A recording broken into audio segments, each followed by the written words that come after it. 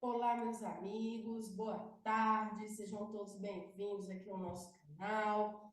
Eu sou Gleice Alves, advogada, então se você não me conhece, seja bem-vindo. Se esse conteúdo fizer sentido para você, se inscreva no nosso canal, ative o sininho de notificações. A gente vai ter algumas novidades aqui no canal. Então, antes da gente entrar no conteúdo propriamente desse vídeo, eu queria dizer a vocês que toda semana nós teremos aqui aulas ao vivo no YouTube, ok? Então, vão ser aulas mesmo, aulas com duração aí em média de 45 minutos a 1 hora, tá? Semanalmente, muda um pouquinho os dias dos vídeos, porque a gente tem que se organizar aqui com as outras atividades, né? A gente está com turma de mentoria aberta, a gente está com aula, tira dúvida do pessoal do curso Holding Familiar do Zero, que já vai na segunda turma, né? Então, eu estou fazendo aí um calendário de aulas, então fique atento aqui ao canal, porque eu sempre vou trazer aqui temas de aulas, tá? São aulas mesmo, tá bom? Não são vídeos assim mais curtos, são aulas, né? Para a gente discutir alguns temas que eu estou vendo que são mais polêmicos, né? Que o pessoal tem um maior grau de dificuldade ou dúvida, enfim. Então, eu estou trazendo esse conteúdo para vocês, ok? Fique ligado. Outra coisa, muita gente me perguntando da abertura de novas inscrições para a nossa terceira turma do curso Holding Familiar do Zero, ok?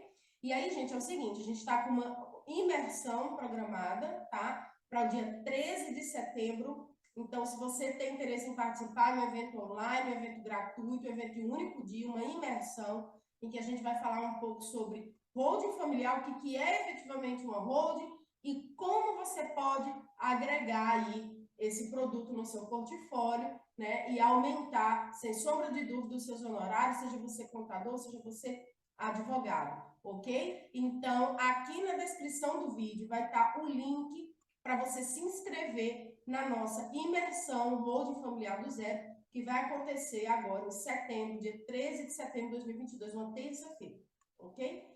Ah, Gleice, mas eu tô vendo esse vídeo, eu tô vendo que a data já passou, porque o vídeo vai ficar aqui no canal, tá, gente? Então, tô vendo que a data já passou. Olha aqui na descrição, porque se tiver algum outro evento programado, você se inscreve lá e já vai ficar sabendo dos próximos eventos, ok? Se não, vai ter uma lista de espera e aí você vai ser avisado aí em primeiríssima mão se a gente tiver com algum evento disponível ou com previsão de abertura de vagas, ok? Gente, vocês estão vendo que eu tô gripada, né? Meu Deus do céu, tá desesperador. Mas eu não podia deixar de vir aqui pra gente gravar esse vídeo, ok? Então, eu peço desculpas aí pela voz, tá? Por favor, vá desconsiderando aí, né? Eu tô afônica, mas é isso mesmo, gente. Vamos lá. Olha, eu ia gravar um vídeo até sobre outro assunto, mas eu estava aqui respondendo as dúvidas do canal, né? Porque quando são temas que já tem vídeo, aí eu remeto a pessoa para um outro vídeo, ou respondo mesmo aqui nos próprios comentários. Mas eu vi aqui essa dúvida e eu achei muito interessante. Ela é uma dúvida que ela vem de tempos em tempos aqui para o canal, de diferentes maneiras, tá? E eu disse, não, eu vou gravar um vídeo para falar sobre esse tema. Vamos lá. O colega colocou assim: olá, olá. Por gentileza, eu quero tirar uma dúvida. Pretendemos criar uma holding apenas para que a minha mãe possa doar imóveis para seus filhos e assim pagar menos impostos. Mas pretendemos vender os nossos imóveis recebidos logo em seguida.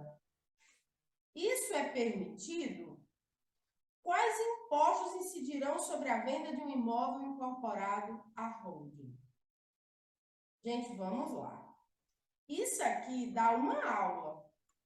E aí, de tanto eu falar isso, gente, isso aqui dá uma aula, isso aqui dá uma aula, eu vou montar uma aula em cima disso aqui, tá? Então, isso aqui já vai ser tema de uma das nossas aulas ao vivo, tá? Essas aulas ao vivo não ficarão gravadas aqui no YouTube, tá, gente? Elas não vão ficar gravadas, são aulas ao vivo, disponibilização de conteúdo denso, conteúdo relevante, conteúdo gratuito, mas elas não vão ficar gravadas, elas vão ficar gravadas e disponibilizadas para os alunos do curso, tá? Então, vem aqui ao vivo, tá? Tira suas dúvidas, olha lá, o máximo que eu ainda posso deixar é 24 horas, depois vai ficar um conteúdo exclusivo aí para os alunos do curso. Então, eu vou montar, inclusive, uma aula sobre isso, porque já estava no meu radar, tá? Mas eu não vou deixar o colega sem resposta, nem aguardando essa aula aí, né, mais robusta. Eu já vou trazer aqui alguma resposta, tá, gente? Então, olá, por gentileza, eu vou por partes aqui, né?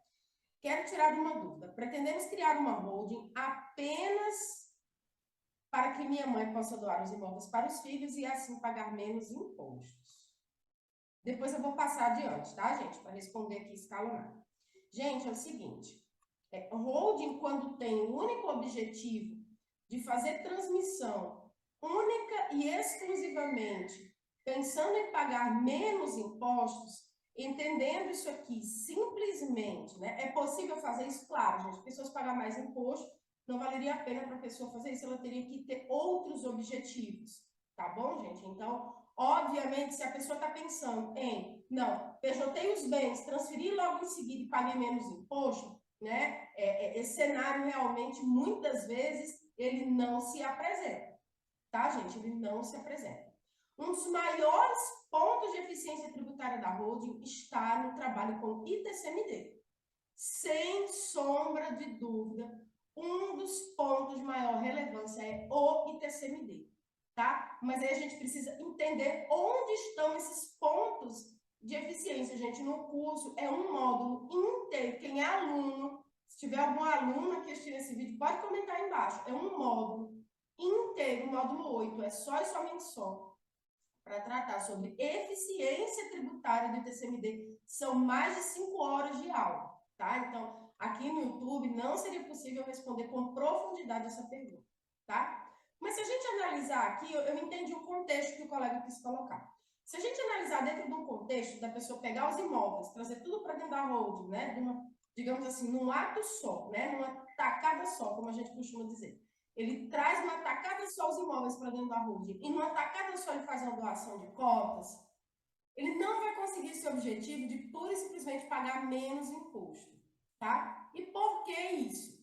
A gente já viu aqui em algumas... Eu tenho um vídeo, eu vou colocar um card aqui em cima, tá? Se você tiver com dúvidas, se fosse o primeiro vídeo aqui no canal, dá uma olhadinha nesse outro vídeo, tá? A base de cálculo para doação de cotas para efeito de incidência do ITCMD, é o valor venal dos bens doados. Quando a gente está falando de doação de cotas de uma holding, vai ser o valor venal das cotas. Aí, nos diversos estados da federação, a gente tem diferentes critérios de avaliação, gente. Nesse outro vídeo que eu tenho aqui, veja lá, porque eu faço uma análise detalhada sobre isso. A gente vai ter diferentes critérios de avaliação de contas, mas a base de cálculo já está definida lá no CTN, que é o valor venal dessas contas, ok? E aí, em regra, tem que olhar a legislação estadual ou distrital, no caso aqui do DF, mas em regra, o que a gente tem é que a avaliação dessas cotas se dá pelo patrimônio líquido dessa sociedade, tá? E em alguns estados da federação, a legislação já deu um passo à frente em relação a isso e disse assim, olha, se você integralizar a capital social de uma holding com bens imóveis e dentro de 5 anos você for proceder a uma doação de cotas, a avaliação dessas cotas se dará pela avaliação do acervo imobiliário da sociedade, tá? Minas Gerais já está fazendo assim, Paraíba, Pernambuco, aqui no Distrito Federal, tá? Então, para a gente fazer uma análise mais detalhada desse cenário, a gente precisa entender, primeiro, qual é o objetivo dessa operação, tá? Esse é o primeiro ponto. Entender a legislação estadual, ok? Para entender como se dá naquela localidade a avaliação de cotas para efeito de planejamento sucessório através de holding e encontrar, no caso concreto, os pontos de eficiência, tá? Então, por isso que a gente vai ter uma aula aqui que a gente vai tratar de alguns pontos sobre isso. Mas onde é que eu quero chegar? Gleice, onde é que você está querendo chegar? Você está rodeando, não está entendendo?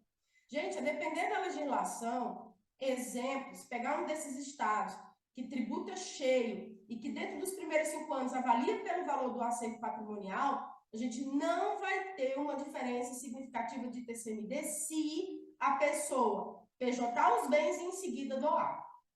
Ok? Então, esse objetivo, como o colega colocou aqui, ó, para que minha mãe possa apenas doar os imóveis para os filhos e assim pagar menos impostos.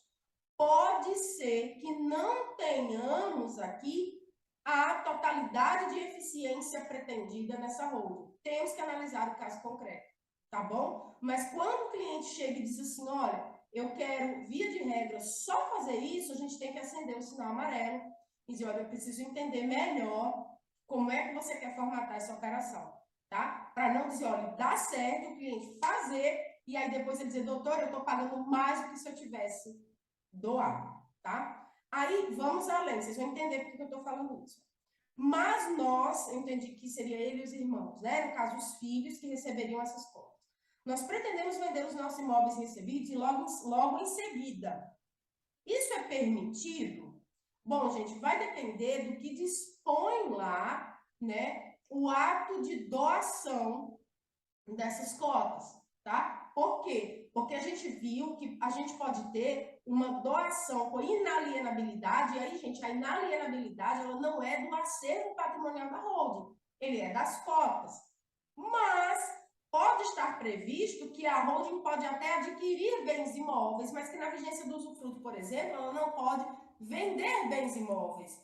É possível que esteja previsto isso no contrato social da holding? Sim, é perfeitamente possível, tá? É possível que a gente tenha uma extensão de inalienabilidade aos bens que compõem o acervo patrimonial dessa holding? Sim, é possível que tenhamos isso. É possível, inclusive, prever que, olha, na tentativa de um dos proprietários vender algum bem do acervo da holding, uma vez que eles não poderiam ser vendidos na vigência do usufruto, prevê, inclusive, a deflagração de uma cláusula de co-option e o desfazimento desse planejamento. Isso é possível, gente.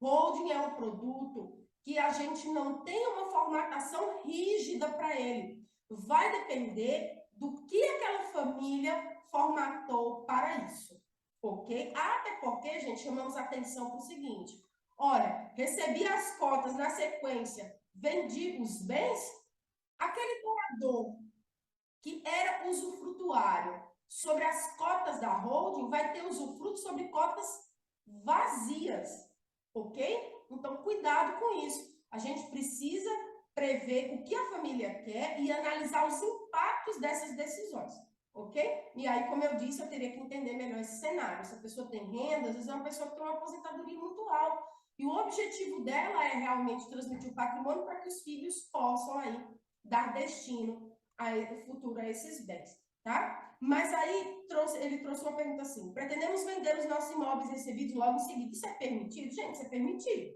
tá? Via de regra, não existe nenhum impedimento, a menos que, como eu disse, o instituidor dessa holding traga essa restrição de venda do acervo. Olha, comprar, a holding pode até comprar. Alugar, ela pode até alugar. Trocar, até pode. Vender, ela não pode.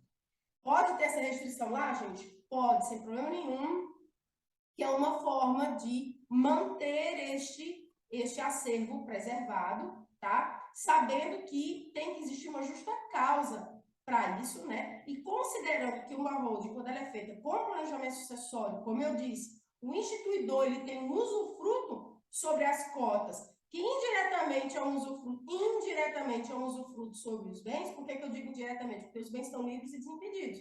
Mas só haverá usufruto sobre as cotas, só haverá fruto se houver exploração desse patrimônio, concorda?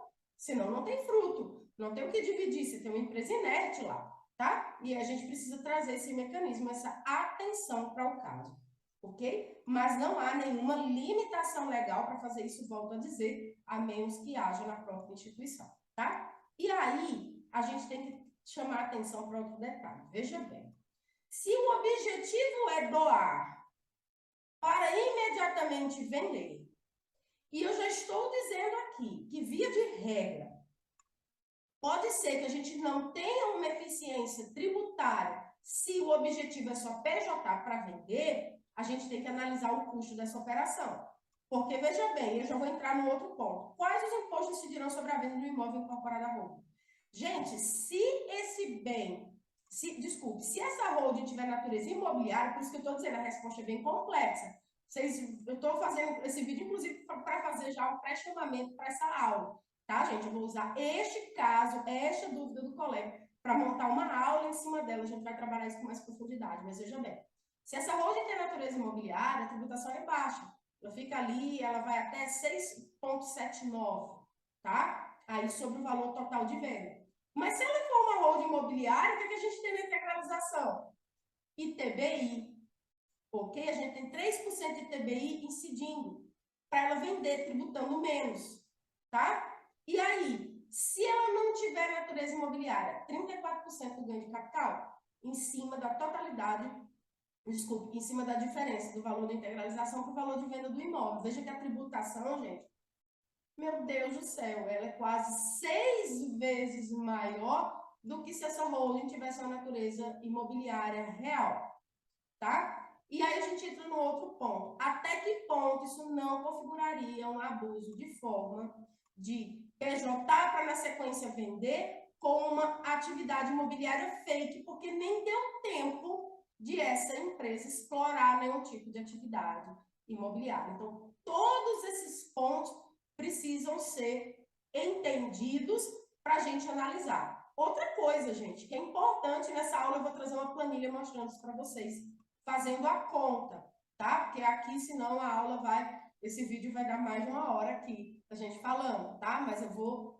trazer essa aula, uma aula ao vivo, como eu disse, ela não vai ficar gravada, ou se ficar disponível, não vai ficar por muito tempo, trazendo essa diferenciação, porque veja bem, às vezes, gente, a depender da data que a pessoa comprou esse imóvel, tá? É mais barato ela vender na pessoa física e pagar 15% de ganho de capital na pessoa física do que ela pagar em torno de 6 a 7% em cima do valor total na PJ. Sabia disso? Pois é. Então, gente, a gente precisa analisar esse cenário porque, às vezes, é melhor vender na pessoa física e, se for o caso, integralizar o dinheiro, ok? Do que fazer a venda na própria PJ. Então, caríssimo amigo, eu até falei para ele, eu vou gravar um vídeo, mas além disso, eu vou fazer uma aula, porque veja que esse assunto, ele é bem complexo. E aí, gente, é uma coisa, a gente volta lá para o comecinho, né? Os fundamentos de coisas que eu já falei aqui no canal e algumas situações. A gente tem que analisar o cliente e o acervo do cliente. Essa história de dizer que holding serve para tudo, que holding sana todas as dores, que faça uma holding que você vai pagar menos impostos, a pessoa está pagando mais. E aí, gente, é um momento de a gente fechar a consultoria com o cliente, fazer, de repente, um plano de viabilidade, gente, e é por isso que os planos de viabilidade, eles precisam ser cobrados, né? Eu bato muito nessa tecla, porque é um trabalho técnico que você está desenvolvendo, como vocês puderam ver, envolve muito conhecimento ali de quem está desempenhando, né? E para chegar ao final, dizer, olha, holding não vale a pena para você. Talvez o cliente saia dali com uma certa frustração e cabe ao profissional dizer ele, olha, é melhor você pagar um plano de viabilidade, sair daqui entendendo que holding não é para o seu caso e sair com uma outra orientação de planejamento sucessório muito mais acertada do que ele pagar o plano de viabilidade, pagar uma holding que ele não precisa e tardiamente ele descobrir que ele está pagando mais imposto do que o que ele pagaria se tivesse buscado uma outra solução mais arrojada. Então, queridíssimos profissionais, contadores, advogados, saiam dessa febre do ouro de achar que holding é para todo mundo, vender holding para as pessoas em quaisquer situações, porque a depender do cenário, a depender do estado, a depender do que o cliente pretende, essa holding pode sair mais cara do que se ele fizesse um outro tipo de planejamento. Vocês querem ver um exemplo? A ideia aqui é a gente, minha mãe, por exemplo, né? Doar os imóveis para a gente vender em seguida, tá? Então, a gente pode analisar os dois cenários. Ela pode, de repente, vender o bem e dividir o dinheiro entre os filhos, pagando menos ganho de capital a depender do cenário, tá? Ou doar os bens para os filhos, pagando ITCMD, os filhos fazem a venda e depois, até se for o caso, restitui a mãe aí do todo, de uma parte do ITCMD que foi pago, e eles vão dividindo o dinheiro. Ai, Gleice, que medida arcaica. Gente, depende. É melhor fazer isso ou pagar 34, pagar toda a estrutura da holding, 3% de TBI, né? A depender da situação, mais 8% de TCMD, mais 34% ganho de capital. Gente, o que é isso? Que tributação é essa? Né? Então, veja que analisar o cenário no caso concreto pode ser muito mais interessante para o cliente ele saber antecipadamente que o caso dele não é de roubo.